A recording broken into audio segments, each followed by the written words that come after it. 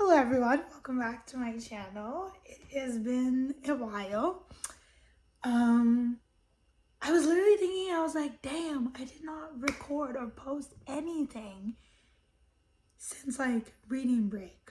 Now, y'all are gonna have to forgive me because I've kind of been fighting for my life. Some of you know this. February was rough, March was crazy. But I am almost free. I have a full week of school left and then I'm done. And I'm done. I mean, like, I'm done. Like, I'm done.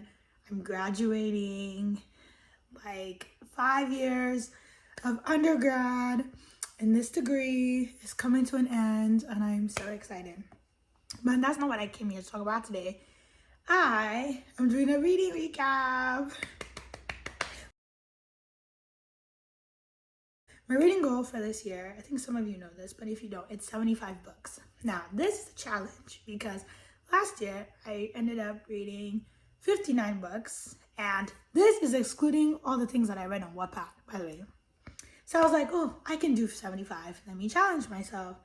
And it has been going poorly because I started the year in a really bad slump. Like, January, I only read 2 books, and then it picked up in February. Because then in February, I think I read, 6 books.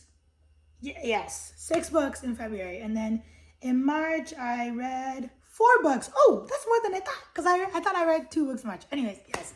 So I started the year in a slump. And it was like a really bad slump. And then I also feel like because I was fasting in January, I kind of like, God wanted me to really focus on the fasting, and he knew that if I was reading, I would get distracted and stuff. So I just didn't read anything. And in February, the reading picked up because I got my Kindle subscription back, which is great. But February was such like a stressful month for me that I didn't get to read as much as I wanted to. And then same thing with March. But the good thing is it has pulled me out of my reading slump. But y'all, I'm about to lock in. Just wait till school's done. You will see me. I'm going to be locking in. Like, my goal at the end of the summer is to have read at least 40 books. And then the ending of the year, I will lock in with my 30-something books. And boom, 75. And next year, maybe I can read 100 books. Okay, I've got my iPad, my trusty iPad, and I'm gonna go through all of them. I'm gonna try and like go through all of them without like doing any spoilers and just share my thoughts and what I rated like each book, and if I wrote any reviews. I usually write reviews, so we'll see. Okay, so first book that I read straight out the year. Well, actually no, it was really late in the month of January because I finished it January 24th. So the first book was Mexican Gothic by Sylvia Moreno Garcia. I actually like this book. So I forget who it was that recommended it to me, but I knew what I was going into because it's like a gothic horror like genre.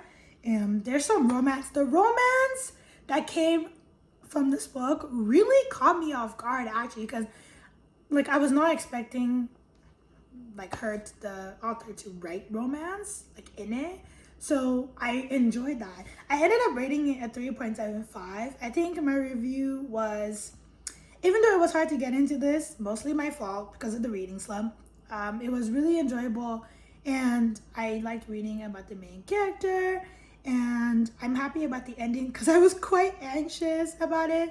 The historical background definitely hit close to home and had me upset at some point, but that just showed how good the book was. Because the book had some historical background on like colonization of like Mexico and like some Mexican cities. And as a minority person, obviously that is something that I can relate to. But yeah, it was a good book. And then I read Wrong Place, Wrong Time. So Wrong Place, Wrong Time is more of like a thriller, like mystery type book, and this one I actually like was excited to read it and I wasn't disappointed. I ended up rating it a 4-star actually, and I liked the vibe. It did take me a while to like get through it. Oh my god. I think I started this book like the beginning of January and I didn't finish it until January 30th. Like that was how much I dragged it out. Like at some point I had to pause it because Storygraph has this update where you can pause the books that you're reading, like if you're not reading it. So I had to pause it at some point and then restart it again. It was a whole thing. But I enjoyed it. It's basically about, it's written from a mom's perspective, and I don't read like stories like that pretty often, but it was basically about a mom's perspective to understand why her son committed murder and how she like contributed to that. And it was basically her just going back in time to understand how it happened and if she could like fix it or change it. So that's basically the premise of the book, and it was really good. And then in February, this is where things started to pick up, because then I read Thousand Autumns, and I have seen this book like at Indigo and stuff. It's like another Chinese damir that I read, but I haven't picked it up because I still have to finish Heaven's Official Blessings, and I also have to finish The Husky and his White Cat, and I also have to finish Case File Compendium. Like there's so many. I did want to start another Chinese damir, but this one caught my eye, and I was like, well, I mean, like whatever helps. So this was really the book that I would say like brought me out of my reading slump. I rated it a 4-star. It was good. It was good. I don't know. Did I write a review?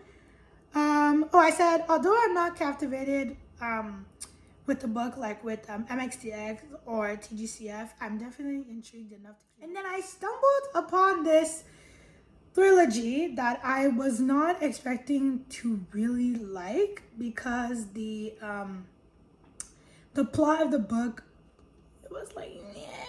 Like it's a fantasy, like LGBTQIA plus book. You know me, I'll eat fantasy all day, any day. Like it's so good, right?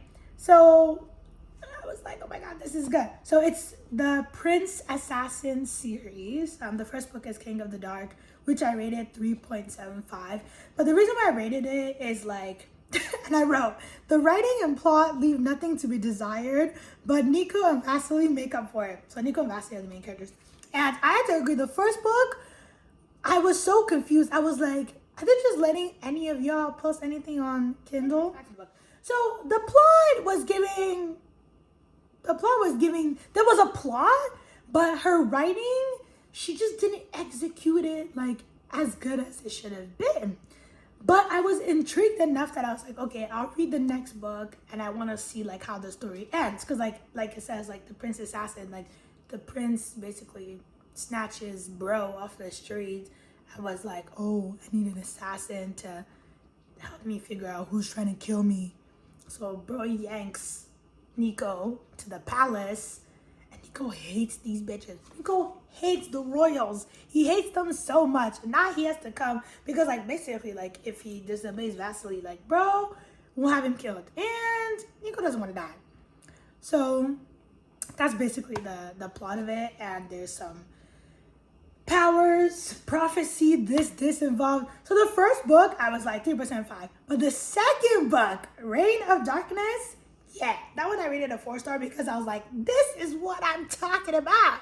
Like, Ariana Nash, who's the author, she redeemed herself in the second book. I was like, yes, girl, this is exactly what I asked you for. This is a tasty meal. Like, yeah, because then the plot was plotting, the romance was romancing, the angst was just angsting. Like, it was delicious. And then the third book, Curse of the Dark Prince, I rated that one a 4.25. Because like then she tied it up so well. She finished the book because I wasn't sure she was gonna end it, and I liked the way that she ended it, and I liked that I could not predict that she was gonna end it that way. So I was like, okay, like yes, thank you. Now I feel like I may reduce my rating from a 4.25 to a 4-star, but we'll see. I'll think on it like towards the end of the year, because towards the end of the year I like to like go to the books and see if some of those ratings need to change. This is still February, by the way. And then I read Schemes and Scandals by Kelly Armstrong. Now, if you know me, you know I'll eat up anything Kelly Armstrong. she be eating, she be serving. It's good. Like, she can write, she knows her audience, and she knows she reaches them all the time. So the book, A Whip Through Time, I was reading last year because she dropped it. So this is one of the novellas, because this book is 3.5 in the series, because apparently she's bringing out a fourth book. Now, me personally, I don't know why she would bring out a fourth book, because the way the third book ended, albeit stupid, it like, there was nothing else that she could have like added on to it anyways, in my opinion. But if she wants to bring out a fourth book, who am I to complain? I'll eat up a fourth book any day, anytime. Sesame and Scandal, I read it because like I miss Mallory Duncan, so I was like, let me read this. It was good. It was exactly what I expected it to be. I rated it at 3.75. It was really short. It was only 176 pages. So it wasn't like it wasn't, what's it called?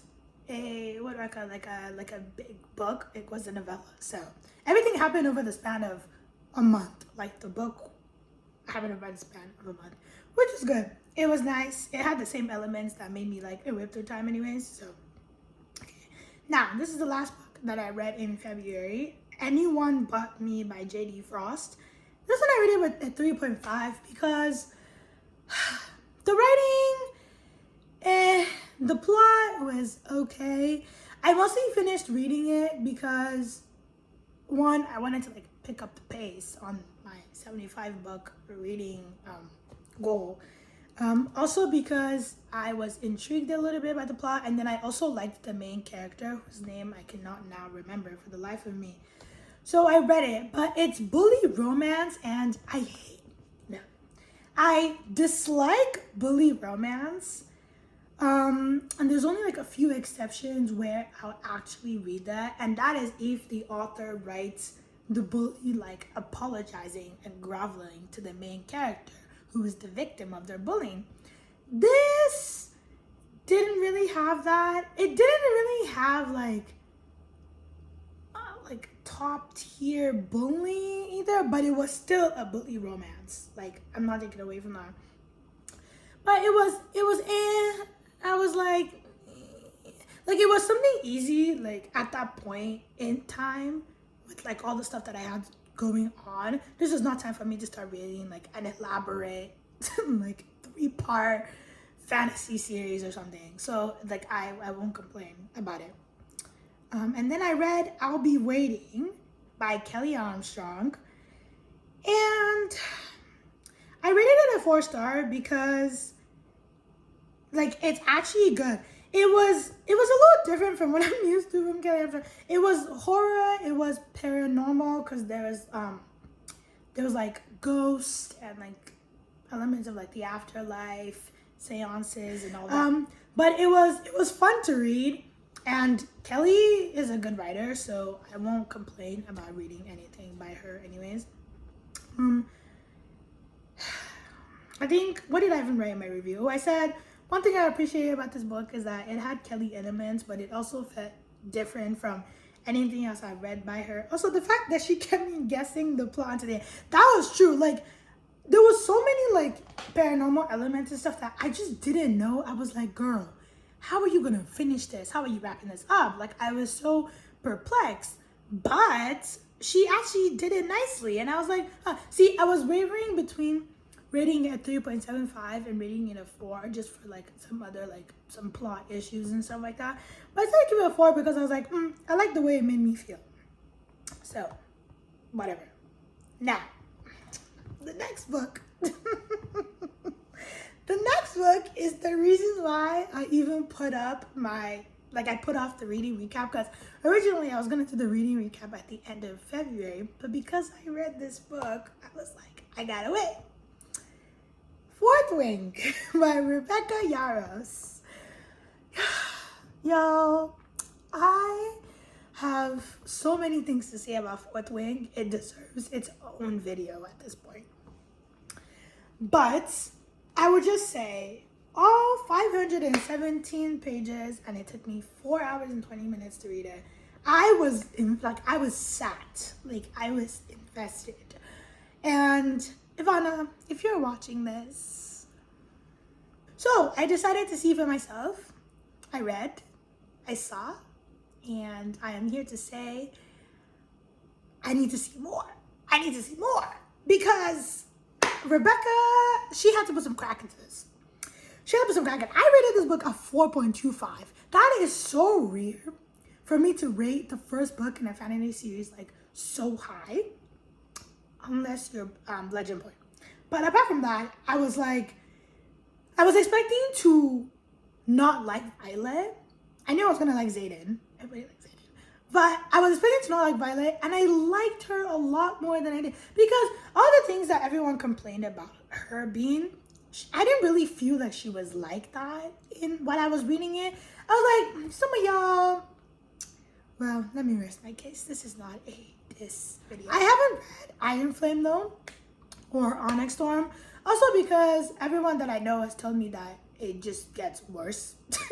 The book just goes downhill. It's like Rebecca just loses the plot. And I have a few things to say about that and a few thoughts, but I'm not going to share that on the internet. So if you want to talk about Fourth Wing and that whole series with me, please hit me up.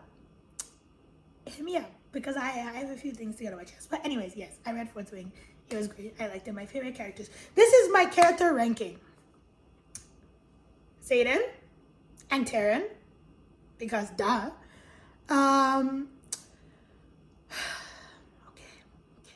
Liam, Garrick, Ridoc, and then Violet. That is how my rankings go. Yeah. And I love Ritu, my Black Queen. Stan her. Okay. I talked about Fourth Wing so much. Good Lord. Okay, next book that I read was Nearly All the Men in Lagos Have Mad. Yeah. This book is not a serious book. All 281 pages of it, not a serious book. I rated this at 3.5 star, but now that I think about it, it'd be better as like a 3 star because this book was basically a collection of 12 stories, mostly written from the perspective of women who are navigating love and loss and relationship and all of that in Lagos, right? And I think according to the authors, they're based on like true stories, which I don't find far-fetched. See, now, I rated it at 3.5 because for the most part, it made me laugh. A lot of the stories had me invested, even though they were short and they would cut off at some of the wrong points. And I'm like, I kind of want to know more. But that's the point. I knew what I was getting myself into. And her writing is good, objectively good. So I'm not like, it's not like it was a bad book, but it was just, there was some parts in the stories where like she had some sex scenes or like some overly like graphic scenes that she didn't need to have because it took away from the story rather than add to the story that she's sharing. And that kind of like upset me a little because I was like, girl, like I'm in the middle of like this woman complaining and ranting about how like this man did this and that to them, and the next scene is like a sex scene, and I'm like, whoa, let's do that. Last book that I read, Legendborn. Legendborn is so close to my heart. Legendborn is so dear to me. I have so much love for Bree, for Nick, for Sal, for the story. Tracy Dion is a phenomenal, fantastic writer. That woman can write. She can world build. She can write. She can plot. She does her research. Like you can tell that she puts her blood, sweat, tears into this series. And I truly like I expect. It's okay. Also, the reason why I even went back to read Legendborn is because she dropped Oathbound, which is the third book in the series, which was supposed to be the final book in the series, actually, because she was going to have a trilogy. And now she's telling us that she's going to come back with the fourth book. Tracy, I don't have time for that.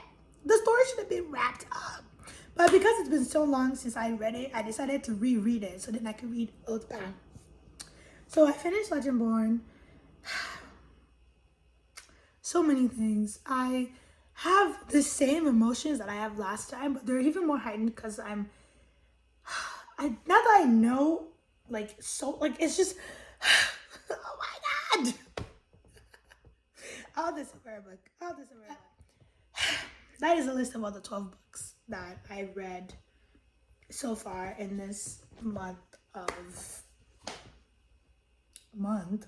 this year 2025. I'm taking book recommendations. As you all know, I love fantasy books. Fantasy books, I'll eat them up every day. Anything LGBTQIA plus, I'll read those too.